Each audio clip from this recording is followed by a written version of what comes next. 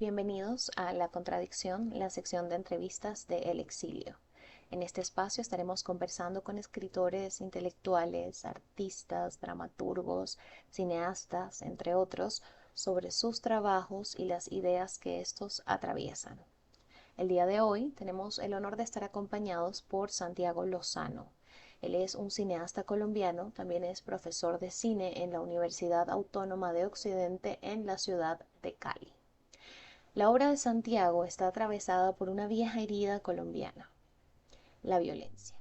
La violencia en Colombia tiene tantas dimensiones y ha llegado a niveles tan profundos que a veces termina simplificándose, sobre todo para quienes la vemos desde afuera.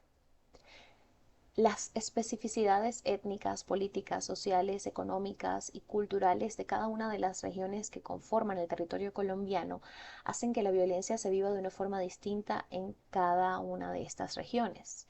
El trabajo de Santiago nos acerca, nos aproxima a cómo se vive esta violencia en el Pacífico colombiano. Combinando una sensibilidad artística especial, un profundo conocimiento del lenguaje cinematográfico, con una investigación antropológica, sociológica y cultural de los pueblos originarios del Pacífico colombiano, Santiago Lozano nos presenta un trabajo que nos parece muy interesante para reflexionar. En esta entrevista estaremos hablando de su primera película, codirigida con Ángela Osorio, que lleva por nombre Siembra y que se estrenó en el año 2015. Y también estaremos hablando de su película más reciente, Yo vi tres luces negras, estrenada en el año 2024.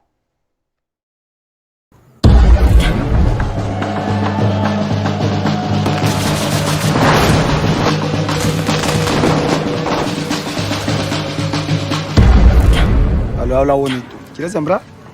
¿Quieres sembrar? ¿Quieres tierra? Véala. Véala. Pues yo de acá donde estoy, no me voy a pasar trabajo a ese pueblo otra vez por allá, no.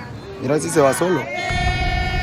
Dejé mi tierra, dejé mi gente, dejé mis hijos, dejé mi río.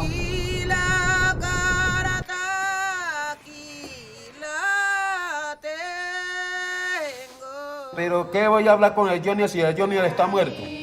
¿Y qué va a hacer? Ellos son los dueños de su mundo. ¿Qué va a hacer? ¿Qué reclama? Esas tierras no sirven, ya les pasaron maquinaria. Eso es polvo. Eso es mi herencia.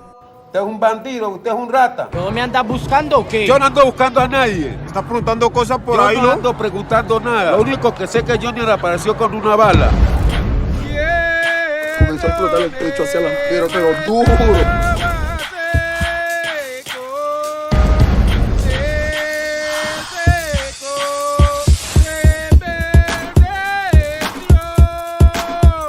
Yo no aguanté más, yo estallé, yo hice mi mejor paso.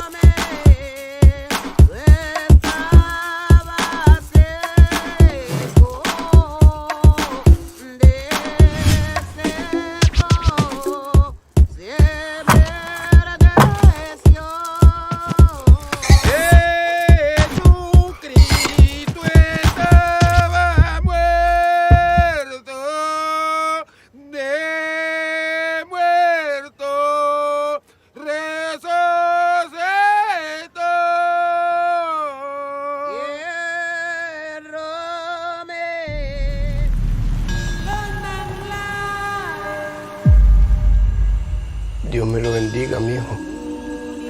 Ay, piun, piun, venir a parecerte así.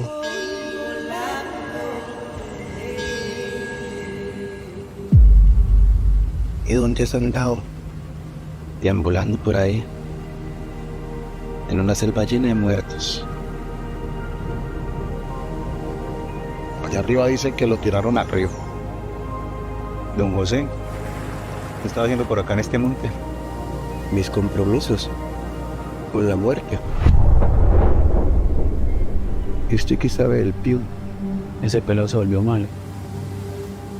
A mí lo que más me duele es que ni rezar me lo dejaron. ¡Apaguen la retro! ¡Apáguenla! A usted le estoy hablando, José. Esta tierra no se toca más. Haga de cuenta que usted es el pium pium. Usted como que tenía las manos arriba. En el cuello no, huevón, más arriba. Y a cada uno le dimos su tiro de gracia. Y colorín colorado. Hola Santiago, quisiera empezar este espacio agradeciendo tu disposición para conversar con nosotros sobre tu trabajo cinematográfico. Yo quería generar una conversación a partir de distintos ejes que hay en tu película y que son muy interesantes y que se encuentran presentes en las dos producciones cinematográficas sobre las que vamos a hablar, que es tu película Siembra del 2015 y Yo vi tres luces negras del 2024. Me gustaría, sí, que comenzáramos hablando de los elementos comunes que hay entre ambas películas. Fíjate que yo enumeré algunos que son muy claros, como la violencia, la muerte de personas jóvenes y los rituales fúnebres de ciertas comunidades originarias en el Pacífico colombiano. En ambas películas, a pesar de que hay casi 10 años de diferencia, hay elementos comunes que están muy definidos. Uno de ellos es la muerte violenta de varones jóvenes, que de alguna manera también representa o pone sobre la mesa esta alteración del orden cronológico de la vida, que supone que son los hijos quienes entierran a sus padres y no al contrario, ¿no? Otra cosa que es común, otro elemento que es común en tu trabajo es el duelo de los padres. Me pareció interesante que se centrara en familias monoparentales centradas en el padre, sobre todo porque América Latina es una sociedad muy matricentrada, entonces me pareció interesante este elemento común. Y también en ambas películas es común que ambos padres, tras la muerte violenta de sus hijos, se encuentren con grandes dificultades para hacer los rituales fúnebres de sus hijos. Entonces me gustaría que conversáramos un poco en torno a estos elementos comunes que están en tus dos películas y en la dificultad de ponerlos en la escena artística. Vale, sí, yo siento que ha sido como un ejercicio, como un trabajo de muchos años, porque vengo trabajando con la comunidad del Pacífico desde hace ya 20 años. De hecho, el primer documental que hice cumple este año 20 años. Es un documental llamado Viaje de Tambores, que cuenta la historia de tres agrupaciones de Timbiquí, Cauca, que quedan en el Pacífico caucano, que viajan hacia la ciudad de Cali para participar en un festival de música pues, muy importante que hay aquí en Cali, que se llama el Festival de Música del Pacífico Petronio Álvarez, que es un festival gigante. Hoy por hoy es así como uno de los festivales más grandes que hay en Colombia. Y digamos que también pues que está anclado aquí en la ciudad, porque Cali pues es una ciudad con una identidad cultural determinada también por las migraciones del Pacífico, la comunidad afro es muy fuerte, digamos, y es como la segunda ciudad con mayor densidad de población afro en Latinoamérica, y de alguna forma pues como que eso ha sido también un vínculo como muy estrecho que he tenido también con sus tradiciones y expresiones culturales sobre todo. Entonces, todo este viaje que inició primero con inquietudes acerca del origen de la música, las características de la música, de ese anclaje que tiene la música también para crear una narrativa sobre no solamente en términos de folclore, sino también históricos desde la diáspora africana, ¿no? Pues se ha constituido también en una narrativa en los últimos años alrededor de la violencia que azota, digamos, el territorio. Digamos que el Pacífico colombiano es de una de las regiones que más ha tenido pues, el efecto directo de la violencia y la guerra en Colombia. Es un territorio que desafortunadamente, históricamente, ha habido una relación meramente extractivista en la tierra, y tanto de la tierra como de las comunidades. Entonces, como que justo las expresiones culturales se han convertido en maneras no solamente de narrarse, de reflexionarse en medio, digamos, de este contexto de violencia, sino también en formas de resistencia desde tiempos pues, de la esclavitud.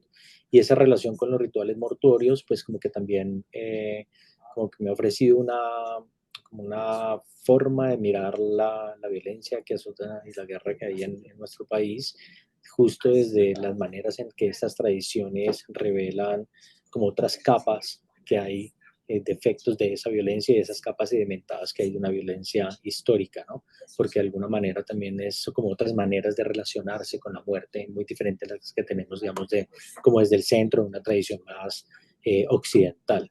Es una manera en la que esa relación con la muerte tiene una estrecha relación con la forma en la que se relacionan con el contexto y con el territorio, y cómo ese territorio, esa relación con el territorio es un cohabitar, un poco como decía el actor que encarna a José de los Santos, Jesús Mina, que decía, este es un personaje que habita la selva y la selva lo habita él, y eso ya nos plantea como otro plano de relacionarnos con la tierra, con nuestro entorno, con nuestros recursos, que hace parte pues de toda una espiritualidad y una cosmogonía, digamos, de las comunidades. Entonces ese ha sido como el interés particular.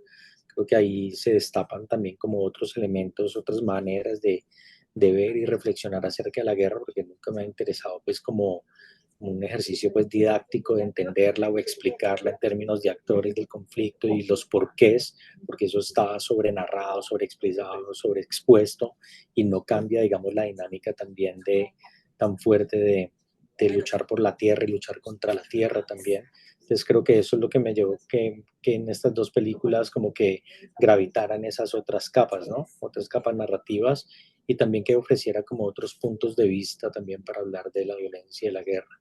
Pues, por ejemplo, la figura masculina en ambas es como romper un poco, o más que romper, porque no es como la intención iniciar la de crear simplemente un quiebre o una ruptura, sino como que se descubre otra forma, digamos, de narrar ese rol masculino, que por lo menos tenga un ejercicio muy básico de no ser reproductores de violencia, ¿no? Como que normalmente en la guerra el rol del hombre es ser reproductor de violencia, ¿no? Entonces dos hombres que tienen este duelo por sus hijos, ese duelo también por las tradiciones en el caso de José de los Santos, o el duelo por la tierra en el caso de Turco, no se lanzan hacia la reproducción de violencia a través de la venganza, sino que más bien hacen ejercicios que reviertan esa cadena de violencia, que la puedan frenar y encontrar otras dinámicas para sanar y salir adelante. Entonces creo que también por eso esa figura, y concentrarme como en esa familia monoparental, porque también como que desde esa relación micro uno puede ver como es como una metonimia pues de lo macro, ¿no? De lo que es una familia más grande o la misma sociedad, porque solamente en dos perspectivas de dos personas que conviven se ven pues como puntos de vista muy diferentes de asumir lo que ha sido el efecto de la violencia en sus vidas, ¿no? Por ejemplo, pasa en el caso del Turco con Josner, ¿no? Que él, por su juventud, por las dinámicas propias de la urbe, logra como sentar raíces y encontrar una nueva vida en la ciudad y encontrar como algo que hacer, mientras que el Turco sí no logra, mantiene en ese limbo, ¿no? En esa liminalidad que es no pertenecer ni al lugar donde ha llegado, ni poder retornar a su lugar de origen, y solamente puede encontrarlo a través del acto simbólico de sembrar el cuerpo de su hijo en esa nueva tierra, ¿no? Y en el caso de José de los Santos es como puede ir encontrando también en ese último viaje, que es un viaje más espiritual, más ancestral, a través del territorio, pero con el encuentro con estas ánimas, porque él mismo es un puente entre el mundo de los vivos y de los muertos, como que también encuentra como otras maneras también de poder sentar esa voz de lucha y de grito de resistencia para proteger la tierra. Entonces, como ves, son como muchos elementos que se van conectando, pero donde principalmente es una atracción por este gesto de resistencia, ¿no? Histórica de las comunidades afro, y cómo lo hacen en un ejercicio mismo de la convivencia, el cohabitar con los territorios y con un asunto, digamos, ancestral, cultural, espiritual, que está arraigado en sus cotidianidades y no meramente pues como una forma, digamos, de folclore. Has hablado de forma general de algunos puntos específicos que yo había ya diseñado en nuestra conversación, así que volveremos sobre ellos con más detenimiento en el decurso de esta entrevista. Fíjate, América Latina es una región sumamente violenta. Yo también vengo de un país muy violento, aunque con otras características sociales y culturales. Pero en general la violencia en el cine es representada desde un lugar quizá más sensacionalista. Y me parece que es muy interesante en tu película que lo muestras desde lugares menos comunes, como la ruralidad, porque aun cuando en la película Siembra eh, todo se desarrolla en una ciudad, la verdad es que estas personas que son víctimas del conflicto armado y del desplazamiento no están completamente integrados a la ciudad. Los personajes principales se ven bastante al margen y parece que conservan aún ciertos modos de vida rurales. Entonces, creo que es interesante eso que haces de mostrar la violencia desde estos otros lugares. Em, bueno, en esta película particularmente muestras a los personajes en un espacio no definido, porque no pueden volver a su lugar de origen, pero tampoco se integran completamente a la ciudad. Entonces, creo que queda como muy bien explicado o expuesto esta dificultad, este drama de no ser de ninguna parte, de no pertenecer. Me pareció interesante el hecho de que eligieras como figura central a un padre. También partiendo del hecho de que las sociedades latinoamericanas, como lo mencioné anteriormente, son muy matricentradas y siempre hay una sobreexposición del dolor de la mujer. Entonces, me pareció interesante y acertado además, que en tus películas hayas logrado mostrar esa figura que no exista, pero que generalmente se oculta, y es el padre y las formas en las que los padres llevan el duelo, que también es muy distinto a como lo hacen las mujeres, ¿no? Porque, bueno, los varones latinoamericanos tienen ciertas características socioculturales que hacen que se comporten de determinadas maneras y quizá parezcan un poco duros en su forma de proyectar este tipo de dolores, ¿no? Y sin embargo, allí están anidando muy profundo en su ser. Creo que eso lo logras muy bien en tus dos películas. Entonces, bueno, quería hacerte saber que me parece muy interesante esta elección que hiciste del padre y del duelo del padre, que es muy distinto al de la mujer, que es más visible, más expresivo y quizás hasta espectacularizado. Eh, También entiendo mucho esta idea que señalas de la contraposición de las masculinidades posibles, ¿no? De mostrar otros hombres también desde otros estadios de la vida en términos de edad, eh, que pueden no ser violentos, no continuar una venganza, no tener esa respuesta que en nuestro imaginario sería la esperable, ¿no? Bueno. Sí, fíjate que, por ejemplo, en el caso de Siembra, hay una anécdota ahí en el tema, digamos, de la realización, y es que hasta la penúltima versión del guión, el personaje principal era una mujer. Ok, Y, interesante. y digamos que en todo esto que uno todo el tiempo también está moviendo el guión en términos dramatúrgicos, ¿no? En términos de la puesta en escena, como para verle otras formas posibles, ¿no? Y sobre todo, como para mí es como muy importante todo el tiempo estar como muy atento a no hacer un ejercicio de reproducción, de Ujú, representación. ujú, Entonces, lo que tú dices es como que, claro, de hecho en la misma literatura uno ve el rol, digamos, como de la madre en el duelo, ¿no? O sea, vemos a Antígona, por ejemplo, con este rol femenino, ujú, como que siempre, y eso fueron referentes, digamos, durante toda la escritura, incluso en términos de la investigación, también era la historia de una mujer que habíamos conocido en la investigación. Pero hubo un momento en el que yo iba caminando haciendo otro trabajo en el distrito de Agua Blanca, que es como donde está la mayor población afro aquí en Cali, sobre todo pues desplazados por la violencia. Y se iniciaba con una imagen que no estaba, nunca se rodó, pues se modificó totalmente, de una mujer que estaba como al frente de su casa, de su cambuche, pintando un cuadro evocando de la tierra que había abandonado, ¿no? Eh, yo iba caminando por el distrito y vi esa misma imagen, pero con un hombre mayor. Estaba ujú, pintando y estaba pintando un paisaje del río de donde él venía. Entonces hablé con él, bueno, lo conocí y me fui con esa duda, o sea, como, bueno, ¿qué es lo que pasaría si no es una mujer, sino un hombre?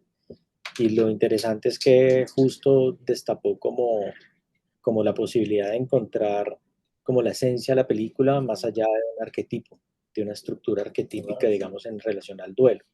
y sobre todo también muy en conexión ahora sí también con, pues, con un asunto más, diría uno, como más sociológico, digamos, del fenómeno del desplazamiento Ujú. forzado en Colombia, que ya lo habíamos visto en la investigación, y era la forma en la que justo los hombres mayores eran los que menos adaptabilidad tenían al nuevo entorno, y principalmente porque les era mucho más difícil encontrar trabajo. De hecho, las mujeres como que en la llegada de, de las familias desplazadas a la ciudad, pues pasaban muchos fenómenos que hacían como invisible incluso la figura masculina del padre, incluso porque podría ser que no estuviera, porque la mayoría habían sido asesinados justo en esos territorios, y los que llegaban no encontraban tantas ofertas de trabajo de acuerdo a sus conocimientos, a sus saberes. Las mujeres podían encontrar mucho más rápido, por ejemplo, trabajo en desarrollando trabajos en hogares, ¿no? Ujú. Fábricas, y los jóvenes en otro tipo de dinámica también, como en las tribus urbanas, ¿no? Entonces fue muy, muy interesante porque justo ahí como que se evidenció mucho más esa esencia de la película, y era transitar sobre una historia acerca de la sensación de desarraigo, Ok. porque, porque esa película, el guión es inspirado en una investigación que hicimos con otros tres compañeros, Ángela Osorio, que fue la Ujú. codirectora de la película, Juan David Velázquez, que luego fue el fotógrafo, y Carlos Hoyos, que luego no estuvo en el proceso de la película. Los tres estudiamos comunicación social en la del Valle, aquí en Cali, y nuestro trabajo fue un trabajo sobre el desplazamiento forzado en Colombia, pero haciendo un análisis donde complejizábamos la palabra desplazado, porque Ok. se había incluido, digamos, como en el lenguaje colectivo, en el imaginario en Colombia en las últimas décadas, y era una palabra que se estaba utilizando con muchos fines, pero al final no denominaban algo particular. O sea, fines políticos, económicos, Ujú. sociales, de proyectos, de inversión, pero nunca uno veía esos rostros como tal. Y de hecho había una cosa que era que nos llamaba mucho la atención, y era que determinaba tu condición de desplazado, incluso de la palabra, ¿no? Entonces, políticamente, alrededor de las ayudas eran 3 meses. Lo que Ok. te definía como Ok. desplazado eran 3 meses que Ok. duraban las ayudas, Ok. la atención primaria. Pero, hombre, ¿qué hay detrás de esa palabra? Entonces empezamos a pensar en el concepto de liminalidad Ujú. de Víctor Turner, y empezar a configurar una hipótesis alrededor de cómo esta violencia en Colombia, y la guerra y este fenómeno del desplazamiento se podía ver desde esta perspectiva de los procesos rituales de Víctor Turner, Ok. entendiendo a la sociedad como un cuerpo social Ujú. que justo a través de la violencia estaba en una etapa de transformación, como sucede pues en el individuo, ¿no? En el paso a la adolescencia, a la adultez, ¿no? Y él define, digamos, en estas tradiciones y rituales de paso de las comunidades tribales en África, que hay un estado liminal, ¿no? De Ujú. separación de la comunidad para luego retornar siendo otro. Y sentíamos que el desplazamiento los desplazados los definía eso, ese estado de liminalidad, de separación, invisibilización en la comunidad y en la sociedad, para retornar de nuevo en otras condiciones, en este caso ya sentados en la ciudad, incorporados al tejido social de la ciudad, y que eso lo que estaba haciendo era una reconfiguración general del cuerpo social en Colombia.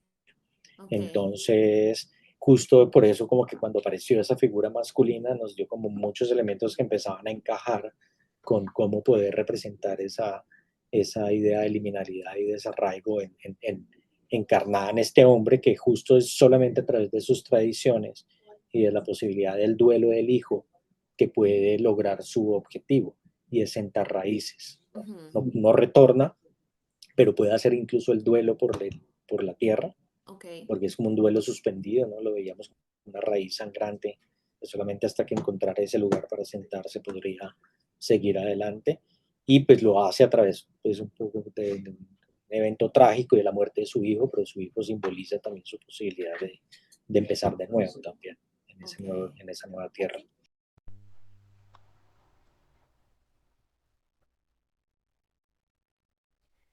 Escuchándote hablar sobre este concepto importante y central en tu trabajo, que es el concepto de lo liminal, me hace pensar en una idea generadora del proyecto editorial que estoy dirigiendo actualmente y que tiene que ver con el concepto de exilio, que es como se llama esta revista. Yo pensaba el exilio desde otras dimensiones que trascendieran esa fijación exclusivamente política que hay de este concepto, ¿no? Entonces quería explorar como otras dimensiones, dimensiones espirituales, psicológicas, afectivas del exilio. Y bueno, estando aquí en Colombia, obviamente es muy presente el tema del desplazamiento. Y pensaba que el desplazamiento por la violencia en este país puede ser una forma del exilio, aun cuando ocurre dentro de la misma nación, porque la gente se ve obligada a dejar el territorio al que pertenece. Y aunque a veces eso pareciera traducirse exclusivamente en números y pareciera ser un asunto geográfico y demográfico, la verdad es que tiene dimensiones más profundas como una dimensión social, cultural, económica, espiritual, entre otras. Entonces, en tu película Siembra, esto está muy explícito. Y bueno, también lo podemos observar en Yo vi tres luces negras, pero en Siembra me parece que está mucho más claro. Me pareció muy interesante allí que el turco, que es el personaje principal, es desplazado de la violencia, pero también este desplazamiento se produce por una elección que él tiene que hacer de exiliarse de su territorio de alguna manera para salvar la vida de su hijo, porque él tiene la certeza de que si se queda en el territorio, la vida de su hijo va a correr peligro, porque de una u otra manera va a terminar siendo parte del conflicto. Entonces, él ve el desplazamiento, el abandonar su patrimonio e irse a otro lugar en una edad bastante inusual para tomar este tipo de decisiones como una forma de salvar a su hijo, ¿no? Y bueno, es muy paradójico y triste lo que ocurre porque a pesar de que él trató de salvar la vida de su hijo, es en la ciudad donde finalmente el hijo muere, ¿no? Lo cual me hace pensar que en nuestros países pareciera que los jóvenes no están a salvo en ningún lugar, ¿no? Ni la ruralidad ni la ciudad puede salvarlos de esa violencia tan desbocada. Y bueno, pensando también sobre esta idea del exilio dentro de los territorios que habitamos, y ya dirigiéndome a la película Yo vi tres luces negras, pienso en esta escena donde José de los Santos habla sobre un personaje que nunca aparece, pero que sabemos que es su hijastro, y que él explica que ha tenido que enviarlo al ejército para preservar su vida, ¿no? Y resulta impactante que enlistarse en el ejército sea una forma de salida para el conflicto, ¿no? Entonces, bueno, me gustaría que a partir de estos comentarios conversáramos un poco sobre este tema que tiene que ver con la relación entre el desplazamiento y el exilio dentro del mismo territorio colombiano. ¿Cómo lo ves en estas regiones? Sí, yo siento que incluso tiene que ver con la idea del despojo, por la lucha por la tierra, porque incluso puede, otras formas de exilio tienen que ver con el despojo de tierra, donde incluso también te quitan la tierra y te hacen parte del trabajo para ella, ¿no? O sea, ni siquiera te expulsan del territorio, solamente te despojan del poder sobre la tierra. Y es un poco lo que empieza a pasar también con con ese universo en el que está José de los Santos. Digamos que ahí no hay una expulsión del territorio, sino que hay un despojo en el sentido en el que incluso ya cuando lo llevan ellos en esa conversación mucho más espiritual, dicen, ni los muertos pueden descansar en paz. Es decir, si ni siquiera los muertos pueden estar ahí en tranquilidad, pues hay un despojo en todos los niveles de la relación con la tierra, y más cuando no es un despojo en términos incluso de escrituras, ¿no? Sino que es un despojo incluso del uso y del cohabitar con el territorio, o sea, esa relación tan estrecha que tienen con la selva, con el territorio, con los recursos, ¿no? Donde hay un ejercicio también de ser y estar de otras maneras, en respeto y en equilibrio con el entorno y la naturaleza. y por eso un poco como que en esta peli es más como ese conflicto del hombre contra la tierra, porque hay ahí también como unas suertes de niveles de exilio, ¿no? Eh, y justo aparece también como siempre esa amenaza, como tú dices, sobre la población joven, porque son como los que también como que en ese despojo y en ese exilio hay muchas maneras también de, de esa ruptura en esa cadena, digamos, de cohabitación con la selva, y muchas de esas tienen que ver con esas migraciones y salidas de los jóvenes, ¿no? Que es como salgo del territorio para ir hacia las ciudades a buscar otros tipos, digamos, de horizontes y futuros, o incluso estoy inevitablemente destinado a ser un actor del conflicto. Es lo que pasa con el hijo, con Julio, ¿no? O sea, listo, lo saco, digamos, de lo que puede ser aparentemente mucho más peligroso, más tenso, pero de todas maneras va a ir a tomar las armas, ¿no? Va a ser un actor del conflicto, pero son como esas como posibilidades limitadas, como que también el no poder ser y estar en las dinámicas propias de cohabitar con ese espacio, ya ahí hay un despojo que tiene que ver incluso con lo ancestral y con lo cultural. Y por eso es que siento que ahí lo cultural y la expresión cultural se convierte siempre, ha sido pues durante siglos como un elemento de lucha y de resistencia, porque no es solamente en términos bélicos, no desde el arraigo de las tradiciones y de las expresiones. Entonces, como uno también con esa relación con la tierra, con los muertos, con el mundo espiritual de lo fúnebre, con esa religiosidad sincrética, desde tiempos de la esclavitud han sido maneras también de resistir, ser y estar en comunidad también y en los territorios. Santiago, fíjate que eso que estás mencionando de los rituales fúnebres es demasiado poderoso en el discurso de tus dos películas. Hay una dimensión antropológica muy interesante allí, sobre la que yo he estado pensando desde que yo vi Tres Luces Negras. Fíjate que en esta película está el personaje de José de los Santos, que es un padre, pero también tiene un rol social o cultural dentro de su comunidad, que es que él es rezandero. Entiendo que, bueno, no sé si ese es el adjetivo correcto, pero entiendo que es un poco lo que él hace, y está preso de ser rezandero y no poder rezar a su muerto. Está preso de esa paradoja. Su hijo, que es Pium Pium, es víctima del conflicto armado. En alguna parte de la película, alguien describe cómo lo matan, ¿no? Lo lanzan al río con un cartel que dice prohibido enterrar. Y esta paradoja de la que es víctima el protagonista encierra una violencia que no es exclusiva de Colombia, que también vemos de alguna manera muy marcada en México y probablemente exista en otros países de América Latina, aunque no tenga tanta visibilidad, ¿no? Y es esta violencia que trasciende la muerte, y a mí me parece muy impactante. Eh, Está muy explícito para mí en la escena en donde José de los Santos está velando a un muchacho que acaba de morir, y lo hace a orillas del río, pero tiene que hacerlo como si fuera una actividad ilegal o clandestina, una actividad que está prohibida. De hecho, lo hace solo, lo hace a oscuras y lo hace exponiendo su propia vida. Porque claro, él tiene el compromiso con los muertos y con el descanso en paz de ellos, ¿no? Me pareció eso muy interesante.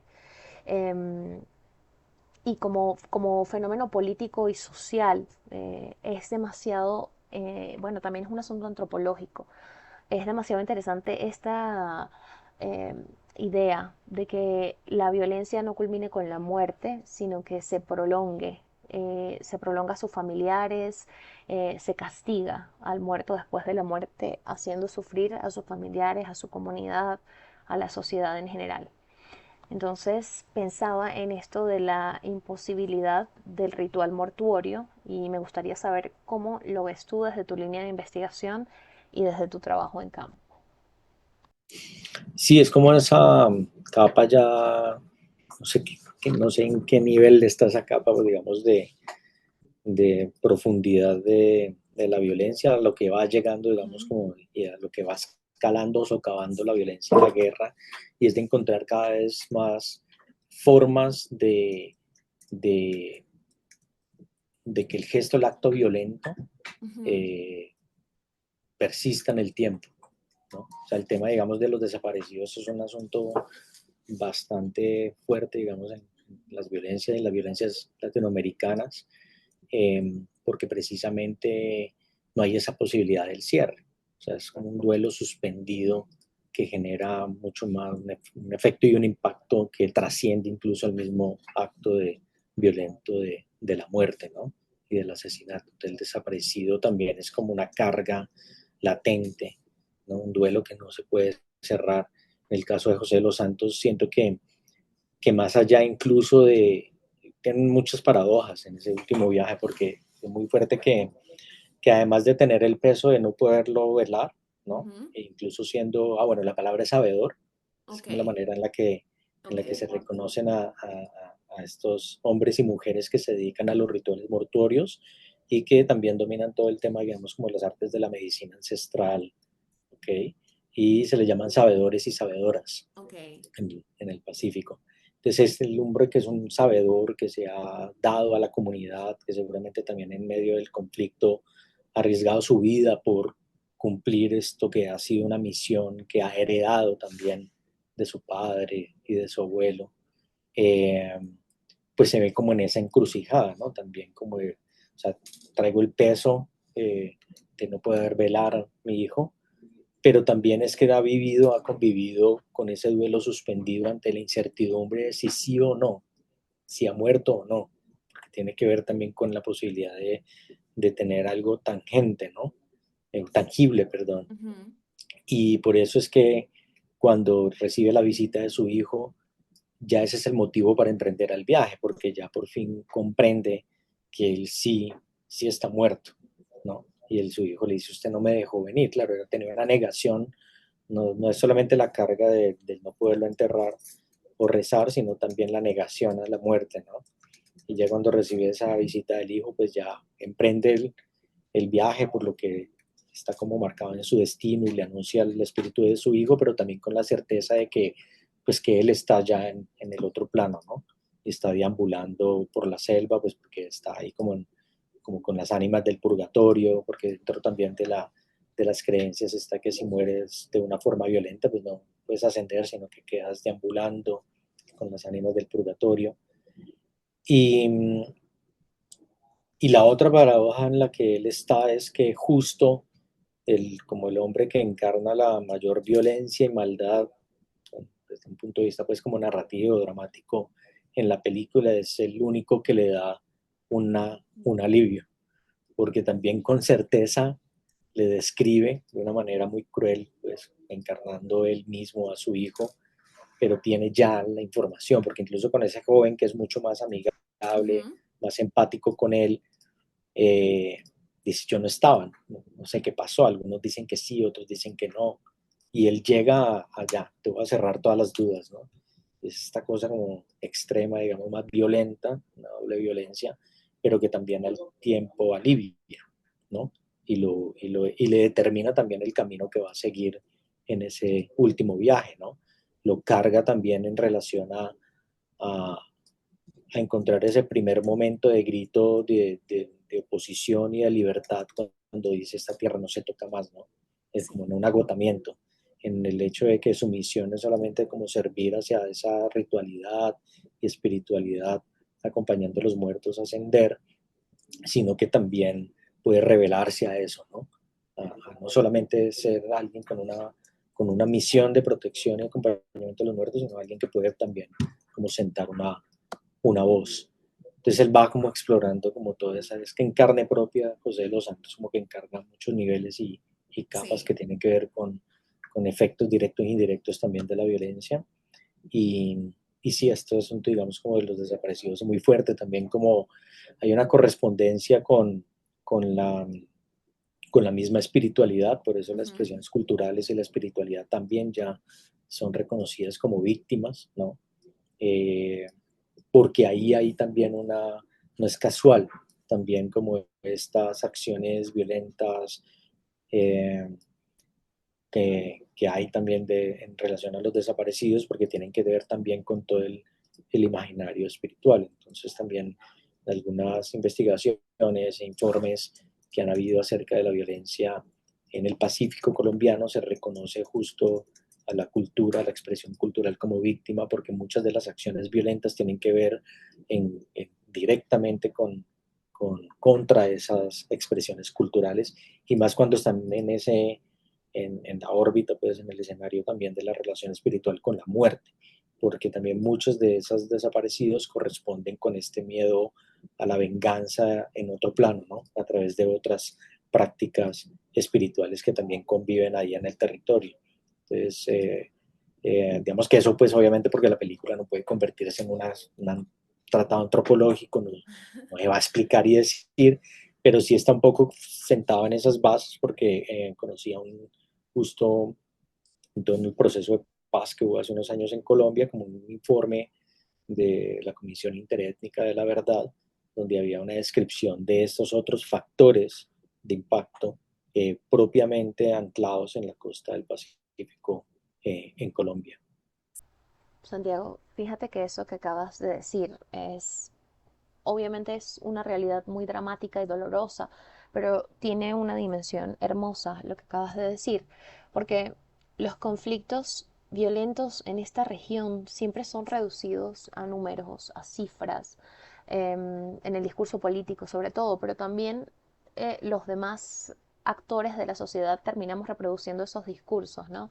Y pareciera que percibimos el tema del desplazamiento de tantas personas finalmente como un tema de demografía o de geografía y eh, obviamos la dimensión espiritual, la dimensión humana y afectiva de este conflicto tan dramático.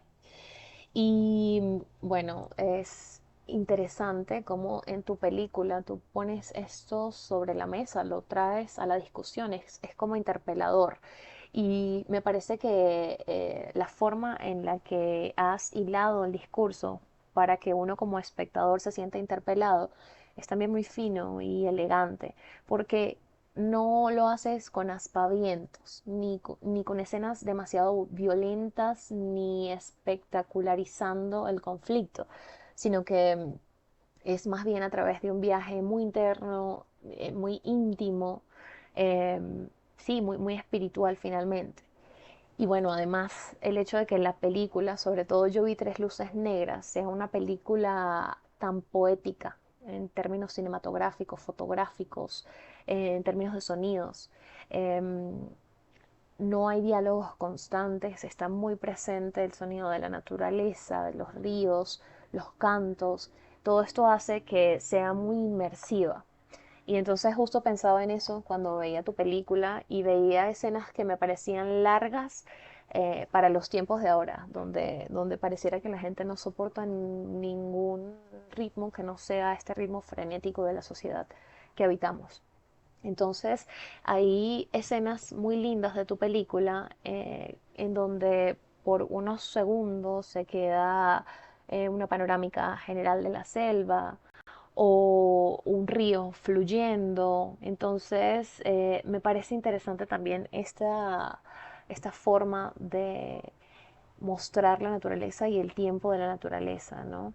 Porque nos hace pensar también en la relación que tienen las personas que habitan en esos lugares con el entorno que los rodea. Y queda muy claro que la selva es imponente, en este caso la selva, pero la naturaleza en general es imponente y hace parte como inseparablemente de la vida de esas personas. Entonces, quería comentar sobre esto porque hay una contradicción muy presente bueno, sobre la que estuve pensando tras ver tu película. Yo vi tres luces negras, ¿no? Y es que la selva o el entorno natural de estas comunidades es un lugar sagrado para ellos. Y en el caso de José de los Santos es como un elemento más de la selva, o sea, él conoce ese lugar, él es parte de esa selva, sabe cómo sobrevivir en ella, cazar, entender los ritmos y cómo se mueve la vida en la selva, ¿no? Así que es su lugar sagrado, es su casa, por decirlo de alguna manera. Pero al mismo tiempo, este lugar ha sido totalmente profanado, porque está lleno de muertes, de muertos y de muertes violentas. Se ha convertido como en un cementerio. queda muy claro cuando están las ánimas por todas partes. Me hace pensar en eso, ¿no? En que son como ánimas que están penando, que están en cualquier parte de la selva. Y también es profanado cuando es explotado de la forma en la que se muestra al final de la película, ¿no? Entonces, pensaba en esta relación entre lo sagrado y lo profano y cómo lo viven estas comunidades dentro del territorio. Y pensaba también en el río, porque el río es un elemento muy presente en la narrativa de tu película y pasan muchas cosas en torno al río. Y bueno, por nuestros conocimientos historiográficos sabemos que históricamente todas las sociedades se han asentado en torno a los ríos, la mayoría de las sociedades. Porque bueno, el río es literal y metafóricamente una fuente de vida. Pero entiendo que en las comunidades originarias del Pacífico colombiano la relación del río trasciende el significado geográfico, constituye un eje espiritual, económico, histórico, político y afectivo. Entonces, el río, que tiene esta centralidad, se ha convertido en una de las zonas en donde lanzan muertos. Todo el conflicto hace que el río sea también una especie de cementerio, ¿no? Y esto me hace recordar una vez que estuve en un pueblo de Risaralda que se llama Marsella y me impactó muchísimo ir al museo del pueblo y encontrar en la primera sala, no sé si esa exposición era permanente o si es itinerante, pero el punto es que estaba allí junto con todos los demás elementos del museo, una sala completa dedicada al tema de los muertos que llegan al pueblo a través de un puerto que se llama Beltrán. Y bueno, el río expulsaba los cadáveres en esa zona y bueno, había como una construcción narrativa también que decía que Marsella es, si mal no recuerdo, un lugar donde el cementerio tiene muchísimos tumbas sin nombre, o sea, desaparecidos. Y me parecía muy interesante eso. Creo que había un número que rondaba más de 300 cuerpos sin identificar. Entonces, bueno, como hilando todas estas ideas sobre las que he conversado, me gustaría que comentáramos al respecto sobre la relación entre la naturaleza, lo sagrado, lo profano, el río y los desaparecidos. Sí, sí, justo hace unos 15 años larguitos estuve ahí Ok. en Puerto Beltrán. Conocí al hombre que vivía ahí en una curva, pues justo en una curva del río, que por la misma fuerza de la corriente de las aguas hacía que los cuerpos quedaran en esa playita. Él ayudaba a retirarlos y a llevarlos hasta el pueblo, ahí en Marsella. Justo pillate que hace un mes tuve una proyección de la película con una parte como de los jueces de la JEP, me invitaron, que están haciendo una dinámica pues muy interesante también de acompañar estos procesos que están haciendo de investigación desde la JEP con su propio personal, digamos, con su grupo, digamos, de investigadores, de acercarse también a estas narrativas que se están haciendo desde el arte, desde el cine. Entonces están haciendo una serie de proyecciones de películas con ellos y unas conversaciones así como pues privadas, pues cerradas con ellos para discutir justo, porque ellos también están construyendo una narrativa desde un punto de vista, digamos, más de lo jurídico, ¿no? Pero ahí hay un ejercicio de narrativa, entonces como que de muchas disciplinas igual estamos como en esa tarea de narrar, pero reflexionar, diría yo, porque digamos como que narrar sería solamente un ejercicio como muy simple, incluso pues como que es más el detonante de reflexiones, y ahí conectaba en la película incluso con algo que ha sucedido recientemente en Colombia, y es que ya se han determinado a los ríos como víctimas del conflicto. O sea, ya hay esa sentencia, el reconocimiento de los ríos en Colombia como víctimas del conflicto. Y corresponde precisamente con que, claro, comunidades del Pacífico son vasos comunicantes, son fuente de vida, son determinantes del aquí y del ahora, porque el río te dice qué puedes hacer en cada día. Por eso esa relación que planteabas con otro tiempo, que yo digo es un no tiempo, el tiempo de la selva es un no tiempo en relación a al tiempo pues productivo de las ciudades, que tienen unos plazos marcados, ¿no? Allá todo lo productivo gira alrededor de lo que Natura te permite hacer día a día, y más pues en una zona como el Pacífico, pues que es una de las zonas pues con mayor eh, eh, pues, lluvia, pues, y que pues estás determinado por el tiempo y el clima y lo que la naturaleza te deja hacer. Es decir, el río sube y vos no intentas cruzarlo, tienes que esperar a que baje para ir al colino, a cosechar, ¿no? Para ir a la mina.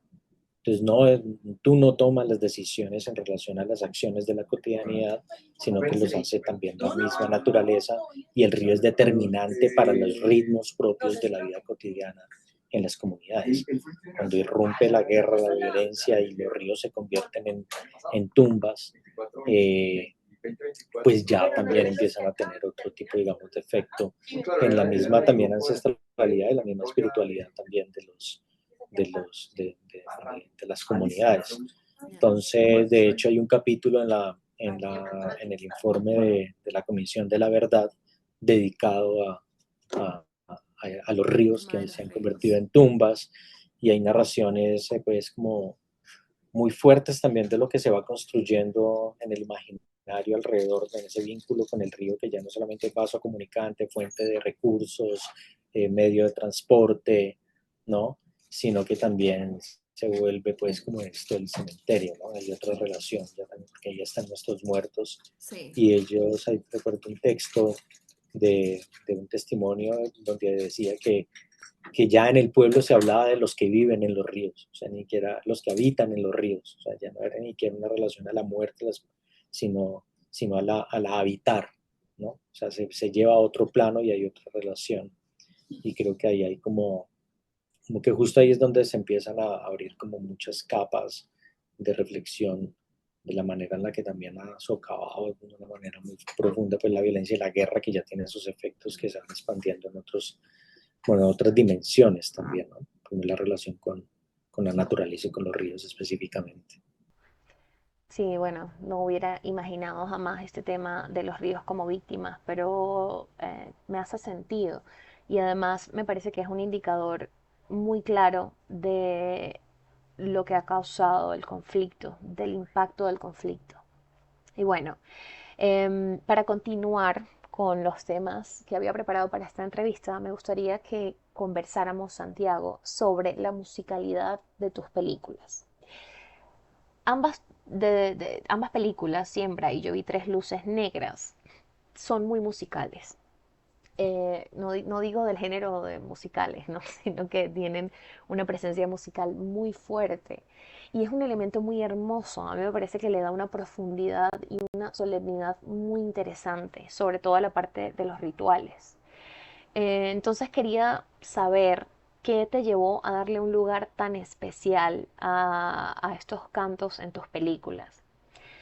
Quisiera también saber si existe dentro de las personas que se dedican a hacer estos cantos alguna división sexual del trabajo, porque tengo la impresión de que se ve que está más conformado por mujeres que por hombres, entonces quisiera saber si es por alguna razón en específico o simplemente fue una decisión tuya en la película. Y bueno, sobre ese tema de la musicalidad también me parece importante conversar sobre el sincretismo, porque entiendo que queda allí muy evidente, eh, porque los cantos conservan aspectos africanos, pero son cantos cristianos católicos, ¿no? Entonces, bueno, me gustaría que conversáramos sobre esto de la musicalidad en tu película. Pues digamos que incluso los cantos, los alabados, que son los cantos que se entonan en los funerales,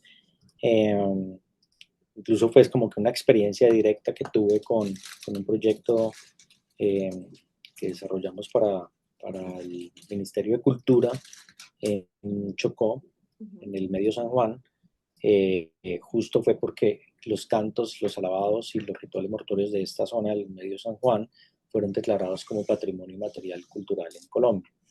Entonces, de hecho, cuando yo empecé a escribir la película fue a partir de ese viaje, al cual fui invitado justo porque llevaba un año de haber estrenado Siembra, entonces como siempre también toma, digamos, el universo de ritual, entonces como que era a que yo compartiera la película, la viera con la gente, con la comunidad, con muchos grupos de alabados, porque en el Chocó hay de hecho un evento anual que es el Encuentro de Alabados y Walíes, que se desarrolla en el municipio de Andacoya, y agrupa, o sea, ahí vienen todos los grupos que hay en cada una de las poblaciones que se encargan de los alabados y de los rituales. Y sí es como, puede tener un poco más de acento en porcentaje de población femenina, pero están hombres y mujeres dedicados a la ritualidad, a la ancestralidad. Entonces te encuentras sabedores y sabedoras que se dedican a esto de los cantos. Eh, y, y digamos que bueno, como que fue semilla porque justo haciendo este trabajo se había acabado de firmar el acuerdo de paz con las FARC. Ya las FARC habían salido hacía 3 meses de ese río y el río empezó, o sea, cuando yo fui estaban en un conflicto brutal entre todos los otros grupos que empezaron a pelearse el control del río. Eso es una guerra que persiste hasta ahora, después de 7 años que fue esto, pues fue en el 2017, 8 años.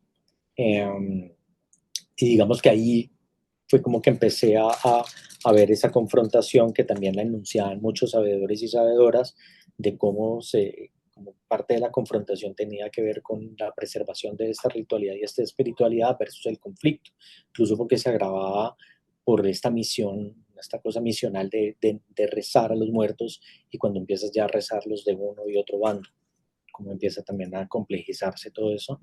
Y ahí, bueno, ahí estuvo como la semilla pues para empezar a escribir esta historia de José de los Santos. Y ya luego cuando evidentemente pues iba a estar presente dentro de la película, pues no quería que estuvieran solamente a la luz, digamos, de que existieran de forma diegética en las celebraciones, ¿no? Como está, digamos, en el ritual que está ahí al lado del río, ¿no? Sino que también quería explorar como lo sensorial que tiene la música como presencia continua también en el diario vivir en las comunidades. Y lo primero fue como lo que yo defino pues como la clásica, pues uno igual tiene sus caprichos, pues en el gesto creativo hay caprichos, hay deseos y esto.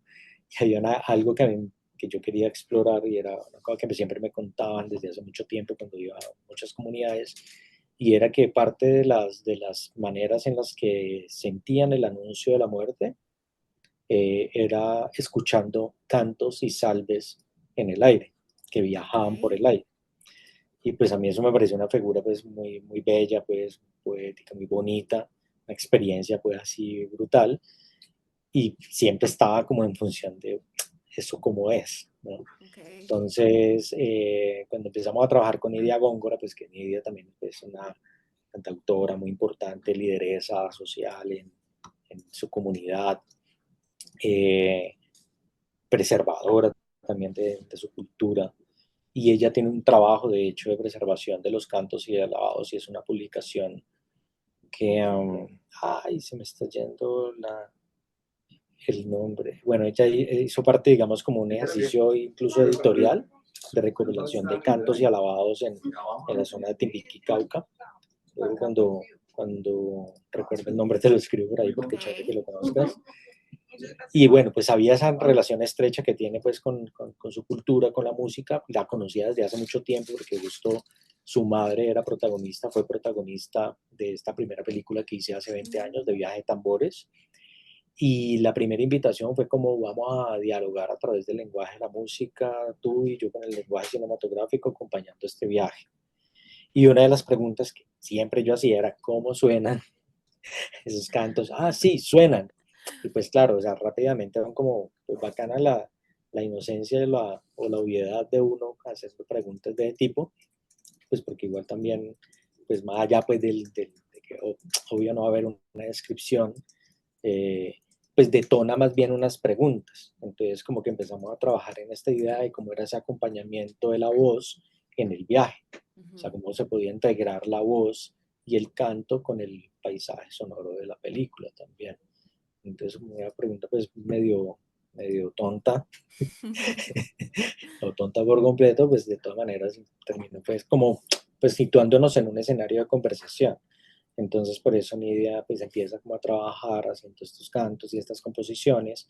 Yo sí que ya tenía marcado como los puntos en los que quería que entrara esa música extradiegética a acompañar el viaje, y ella ya empezó a componer sobre esas mismas imágenes, tanto la letra de la canción principal, que era la de los manglares, como los otros momentos musicales, que es más como de voces y cantos que van acompañando. Y luego eso fue pues muy bonito porque luego como que todo se iba sincronizando, como que sobre todo como las intenciones. Entonces ya luego con el diseñador sonoro y la persona que trabajó en la mezcla, pues captó de una también esta idea, como que lo integró a todo el paisaje, y estos cantos quedan ahí como en una idea que a mí también me parecía importante, y era como que la música no podía llegar a posarse encima de la imagen y hacer un ejercicio de sobreestimulación del espectador, sino que más bien fuera una invitación a la escucha. Entonces, cuando esos cantos quedan ahí como, sí, como embebidos también por los sonidos de la naturaleza, es como una invitación a la escucha, una invitación a tener una escucha más activa, a poner atención. Y esto se conectaba también con este universo de darle como una característica a la selva como personaje, y era que a través de los sonidos también ofrecieran como una experiencia particular para cada uno de los espectadores. Cuando uno está en la selva, como que vos escuchas cosas, vas con alguien y tú dices, ¿escuchaste? ¿Qué? O sea, cada uno tiene una experiencia personal, individual, con lo que ve y con lo que escucha y con lo que siente en ese tránsito. Entonces eso como que era también como algo que nos lo pusimos como una premisa en el diseño sonoro para crear esa experiencia. Y no sé si tuviste el chance de verla en sala de cine, que ahí se hace, o sea, como que...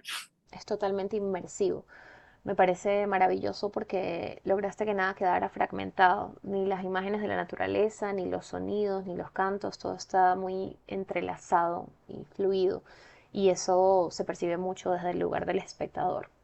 Creo que también hace que uno esté más dispuesto espiritualmente para ver la película y recibir las imágenes y el argumento y el trabajo artístico desde un lugar mucho más sensible.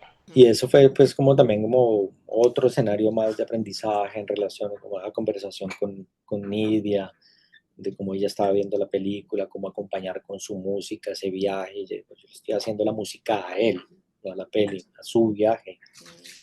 Y ella pues evidentemente conectada también con todo su universo espiritual, con sus muertos también. Y creo que fue un ejercicio pues muy bonito, pues en el que fue un encuentro, sobre todo en esa idea pues como de diálogo, ¿no? Y ha estado chévere, pues ese ejercicio fue muy bonito. Bueno, Santiago, ya para ir cerrando, me gustaría que hiciéramos algún comentario sobre la industria del cine en Colombia. Fíjate que yo desconocía por completo esta movida que hay, que me parece muy interesante, muy diversa. Entonces sería chévere saber tu opinión también desde tu experiencia como cineasta y como investigador, porque bueno, no solamente eres cineasta, sino que desarrollas un trabajo de investigación en campo sobre ciertos temas que te interesan. Entonces creo que eso complejiza tu trabajo y lo enriquece porque también aportas conocimiento científico, ¿no? Desde estos lugares que te interesan. Entonces, cuéntame. Sí, yo siento que estamos como en un momento muy importante, como de alcanzando una suerte nivel de madurez pues temprana, que son como 20 años pues como continuos ya de producción desde la creación de la ley de cine y una política pública que de verdad ha sostenido y ha mantenido como un esfuerzo de robustecer la industria del cine, el audiovisual, con apuestas que principalmente lo que yo ya más destaco es que hay una diversidad de miradas increíble, que incluso aquel estigma y señalamiento que viene a veces de lugares hegemónicos, siempre, de encasillarnos en un solo tipo de cine, que incluso, por ejemplo, pareciera que fuera como un delito, un pecado hacer una película sobre el conflicto. Entonces yo todo el tiempo en ese tránsito de las dos películas tenía que estar con eso, que hubiera un señalamiento de que no, que las es por una moda, que es como, espérate, o sea, tener empatía con el conflicto, con la guerra, pues, pero creo que lo importante es que como que desde muchos lugares yo veo también como unos gestos muy honestos y de resistencia a través de encontrar una voz.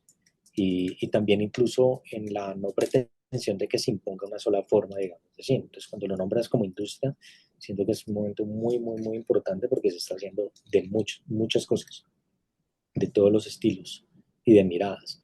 Y sobre todo creo que también empieza a aparecer como las miradas regionales muy fuertes, o sea, como no solamente como en los centros tradicionales del cine que ha sido Bogotá, Cali, Medellín, sino que en otras regiones está habiendo experiencias, colectivos, las nuevas generaciones también siento que están haciendo otro tipo de cosas, creo que también la misma adversidad en términos de lo económico ha logrado afianzarse también en encontrar otros lenguajes, sin desconocer también la importancia de tener producciones grandes para que movilicen económicamente la industria.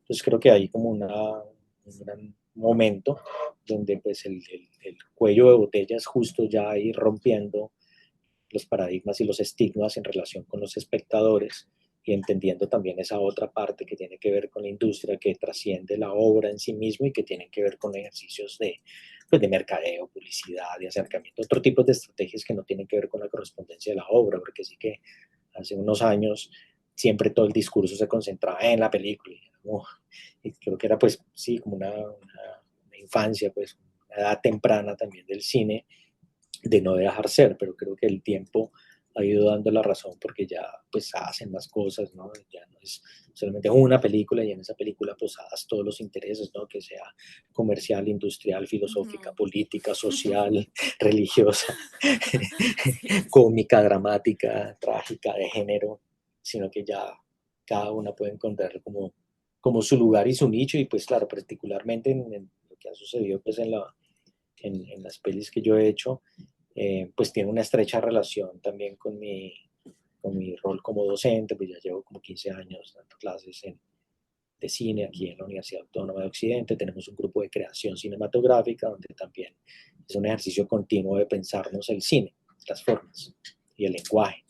También entendiendo que otra arista, digamos, de este fortalecimiento de la industria tiene que ver con la creación de contenidos académicos, de reflexiones sobre las posibilidades de hacer y formas de hacer. Y ahí, digamos, como que en lo que me he situado de alguna manera, pues como siempre en esto, siempre hay que ponerle nombres, etiquetas o encasillarse en algo, pues como que siento que mi ejercicio al final es como una suerte como de un sentir pensar el territorio a través del cine. Así es como una definición, que incluso como siempre las definiciones no llegan de parte de uno, sino que alguien te las ha puesto y uno las acoge. Eso siempre pasa porque uno no es como que diga, voy a sentir pensar, ¿ya?